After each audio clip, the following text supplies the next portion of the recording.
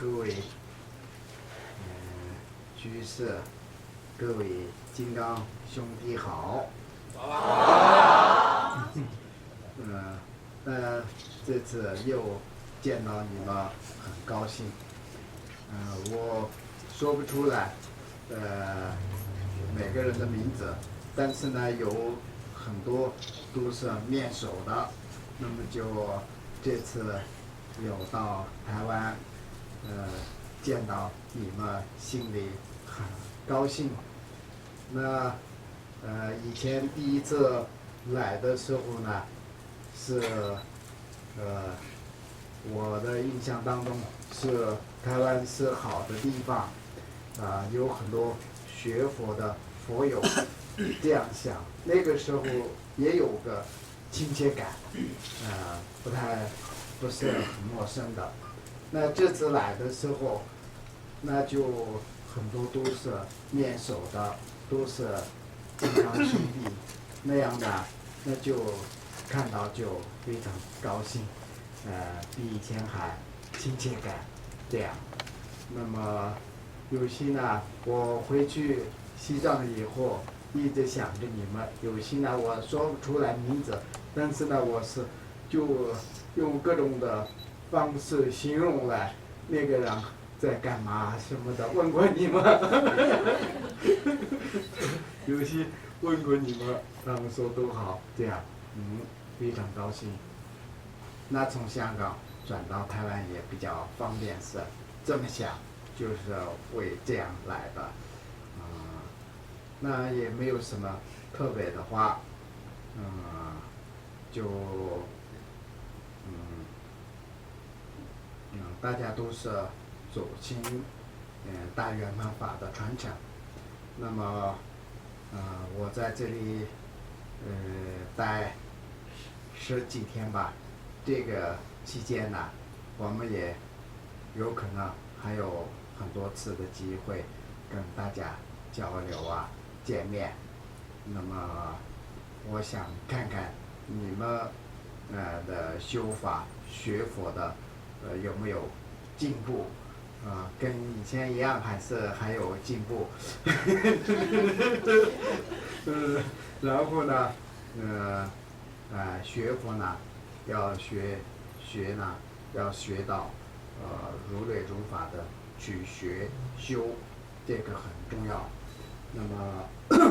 我在台湾的期间有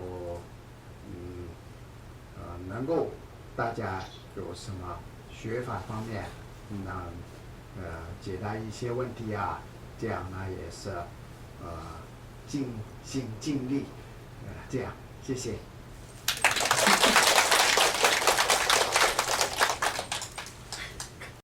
感恩法王哈，我是弟子孙文静，我今年53岁。我有一个就是很笨的问题，但是我还想要问一下，就是曾经就是有人有发问，那我就是有回答说，他说菩萨都是一样，我是想问说，是法平等，无有高下。所以所有的诸佛菩萨是不是都是一样的？不应该有大小分别的心态。因为我曾经回答别人，我就说所有菩萨都是慈悲的，所以都是一样的，我就被臭头骂了一遍。所以我不知道法王可不可以回答这个问题？是所有的诸佛菩萨都是一样的？谢谢。那么曾经我到台湾来的时候也介绍过一些走亲大圆满法脉的传承。这个时候我就讲过，那是走亲是呢藏传佛教4大传承宗派当中的因马巴的6大无师之一。这当中呢有一个特别的是什么呢？那就1684年的时候，第一世走亲法王是高龄61岁。那个时候从现在的拉萨西藏的中部到东部区创建左倾大圆满寺，弘扬大圆满法。那么那个缘起呢是什么呢？当时是第五世达赖喇嘛，那么左倾法王是专修大圆满法成就的一位高僧。那么他在修行的时候不是什么大活佛，那个时候本身他是宝积佛的化身，但是呢也没有专门的认定坐床，这些都没有。那么后来呢，他在接受大圆满法，那么就很苦修的方式来，闭关式的方式来修了大圆满法，40-50年以后呢，证得成就。当时呢，西藏的人们都自然而然称为他是大圆满法师，这样左倾版被马林子把这个大圆满法跟这位尊贵的上师的名字法名合在一起，那么就成为他是一个历代大圆满传承上的很重要的一位上师。那么这个消息呢，那第五世达赖喇嘛当时西藏的政教领袖，那么他呢是格鲁巴的最大的活佛，然后他呢内修是宁玛巴的大圆满法，而且是宁玛巴的传承当中是一位佛藏大师。这样呢，他就打听，对，当代呢有哪位大圆满成就的高僧，那么就打听到第一世左倾法王白马仁增，那么邀请到布达拉宫去接了大圆满法的传承，这样，那么然后呢，莲花生大师第五世达赖喇嘛有预言说，把这个左倾法王到康区区弘扬大圆满法利益众生的话，那弘扬佛法利益众生方面非常非常功德无边，有这么个预言。那么就第五世达赖喇嘛那就专门给德格图斯写一封信，把第一世左倾法王派到康区去弘扬佛法，那样就因缘了第一世左倾法王61岁的时候，那没有当时呢交通非常非常不方便，从拉萨到现在左倾寺的所在地应该需要3个月的行程，这样下来，那么就创建左倾寺。那么历史来看的话，如果没有左倾寺的话，那就当今宁玛巴的13部大论的这个佛法的显宗的最根本的理论上的佛学水平是没有的。比如说我们就倒算过去的话，当今的宁玛巴的很多佛学院，这些都是左倾修日心五明佛学院的传承。如果说没有左倾修日心五明佛学院的这所佛学院的话，那当今的宁玛巴的这些佛学院都不存在。那么又回头算过去的话，没有第一世左倾法王的话，那就康区没有当今的大圆满的传承。虽然有很多宁玛巴的寺院，但是呢都是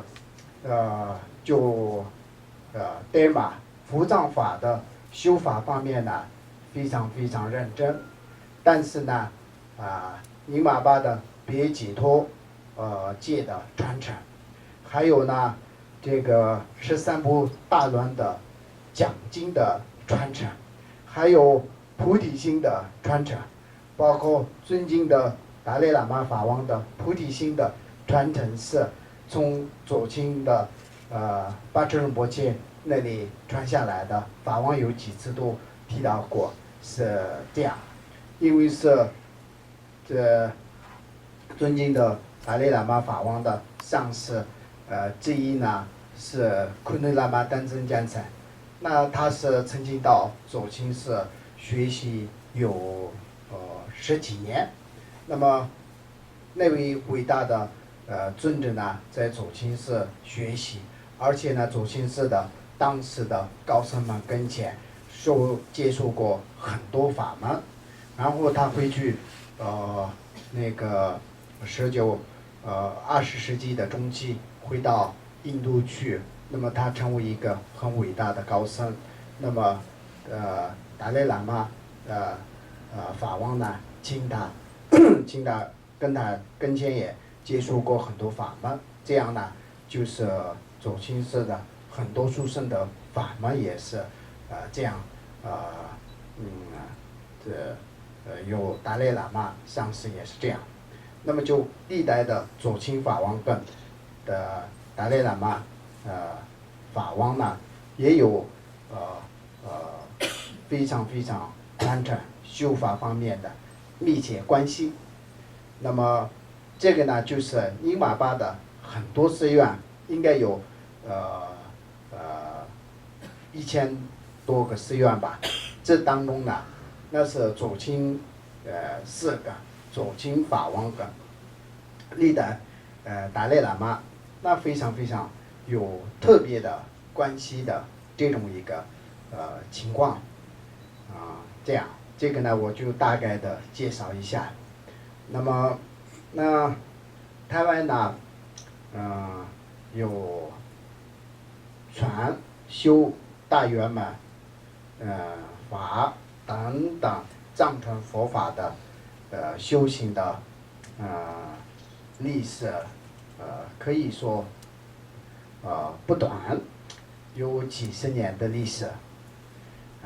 但是呢真正的了解密宗，然后呢真正的修学的人呢也比较少，再加上呢也方方面面的这种因缘吧，这种情况来呢，那就也发生一些就弘扬藏传佛法的这种障碍也比较多。那么就我一直希望呢有藏传佛法的所有的教派都这个大家都怎么说呢，有一个主管来管起来然后我们有一个核心的一个主管，不然的话那当然是大家都是学佛的修法的，这个目标这个思想是一致的，但是呢又各说各的，各做各的时候呢也是不太团结。那这样不太团结的情况下呢又发生一些不好的事情，这种呢那就对藏传佛法的弘扬，那就众生的修法方面也有发生一些损失的事情，那这个呢非常非常遗憾的事情。那么如果今后那就大家都努力，那样呢就像达赖喇嘛法王的基金会来核心，然后这个指导下台湾的部分教派的所有的藏传佛法的这个中心道场都方方面面就如类如法的就一起团结起来的话，那这个对谁有利益呢？对弘扬佛法有利益，对弘扬佛法有利益的时候，对众生有利，众生也不会造恶业，而且呢，如来如法的修法。那像台湾的话，就现代的这些物质方面来讲的话，很有发展的很文明的地方。那么就学法方面来讲的话，也是很不错的，也有显宗、密宗大小乘的所有的传承都有。但是真正的修法来讲的话，我觉得有些方面呢还是差一些。那样呢，那就传法的上师们呢，也是为了弘扬佛法、利益众生的这种的发心、这种的目的来如来如法的传法是非常重要。不能光是为了供养这样那就传法的话，那这个是变成一个把佛法当做一个差不多是做生意的工具那样去了。这个呢，佛法呢，当做做实践的事情的时候呢，不管是在家的居士也好，出家人也好，传法的上师也好，都是不对的。这个时候不如法的。那么就大家都是为了弘扬佛法，为了真正的修法，消除烦恼这样来学法、修法、传法的话，那是很如法的。很如法的时候，不管是仁波切也好，堪波也好不管是居士们也好，修法的人也好，都不会出什么事情的。很如法的话，如果说是有人愿望什么的话，也这个真正的情况是真理呢胜过一切的。那么就短暂的时间里就解释不清楚，短暂的时间里头也黑白颠倒的话没有关系，时间长了以后呢，就慢慢真正的情况真理都会溜出来的，自然而然的出来的。这种如果说自己有错的话，那永远都没有办法洗干净，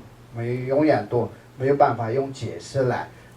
弄清楚的。所以呢，是我们如法是很重要。然后呢，有一个这个像基金会这样一个核心的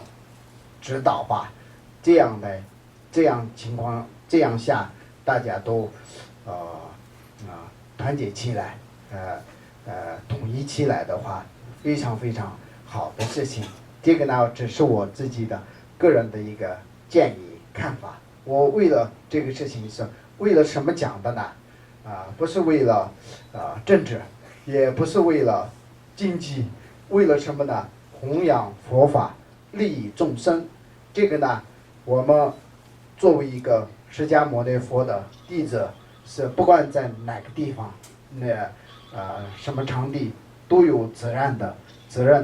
所以呢，我讲这个话是也没有什么不对的。那么这个是大家的事情，学佛的人的事情，也不是什么其他的事情。所以呢，希望这样。然后您刚才提到的问题呢，那有根据的来讲的话，菩萨是大乘佛法的一个词语小乘佛法里头没有菩萨。那大乘佛法的这个菩萨呢，按照标准来讲的话，有菩提心，有世俗菩提心，有圣意菩提心。那么有了世俗菩提心的这种的菩萨的，跟圣意菩提心的菩萨有两种。那么世俗菩提心呢，那就为一切众生从轮回当中解脱出去为这个对众生呢有100%的不假的从内心当中的发出来的一个慈悲心，这个是世俗菩提心的50%。然后有了知道这个众生的痛苦就不行，那么就也有懂众生从轮回当中如何解脱出去成佛是可不可信有相信这个众生有痛苦，而且呢从痛苦当中能解脱出去的方法，那么这个烦恼跟痛苦呢根深蒂固的，但是呢这个也可以消灭那么就这个呢叫对涅槃的追求智慧，那么就世俗菩提心的50%是慈悲心，50%是智慧。为什么叫智慧呢？光是我也痛苦，所有的轮回当中的众生都痛苦，知道这个也不错的，但是呢不知道解脱的方法，不知道无我的境界，不知道断除我执的方法，消除烦恼的方法的话，那不算个智慧。那么就从轮回当中彻底的究竟的呢解脱的懂这个方法叫智慧，那么就用智慧来追求所有的众生从轮回当中解脱出去得到一个究竟的安乐佛果，这种的对涅槃的有追求智慧这种的追求算是个智慧的追求。其他的我们时间的追求都是有我执的，增加烦恼的，增加困扰的，增加痛苦的，所以就不算个智慧的追求。那就对涅槃的追求是为什么叫智慧呢？因为呢他懂得永久从轮回当中如何解脱出去，得到究竟的解脱的方式，这种的追求是智慧。这种的为什么叫智慧呢？这种的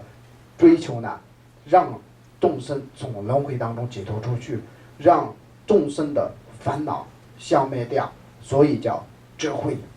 那这种世俗地的菩萨，那是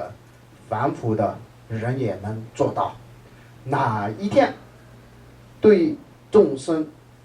想到众生的痛苦的时候，自然而然的能够流出眼泪，而且呢所有的众生从轮回当中解脱出去的这个事情呢我来不办谁来办，有这么个真诚的责任感的时候，那是个有了世俗菩提心了那就这个是从内心当中发出是很重要，而不是说是作为一个条件来诵经的时候开头的时候不好像每个法班当中有这个，所以要念或者好像上师们叫我这个菩提心是很重要，所以要发出菩提心这种来也发不出了什么菩提心，这个很讲究的很勉强的菩提心也不是个菩提心。真正的懂得众生在轮回当中多苦多难，然后呢懂得去从轮回当中解脱出去的方法，有这么个对众生的慈悲心，对涅槃的追求智慧，那是有了世俗菩提心。哪一天有这个世俗菩提心心中至少就如果一刹那产生过这种的念头的话，从那次就可以算是个菩萨。这个是世俗地的菩萨，世俗菩提心的菩萨。然后另外呢圣意菩萨，那是义理菩萨，证悟到空性的境界才是算得上。那么义理菩萨到势理菩萨的层次都是不一样为什么层次不一样呢？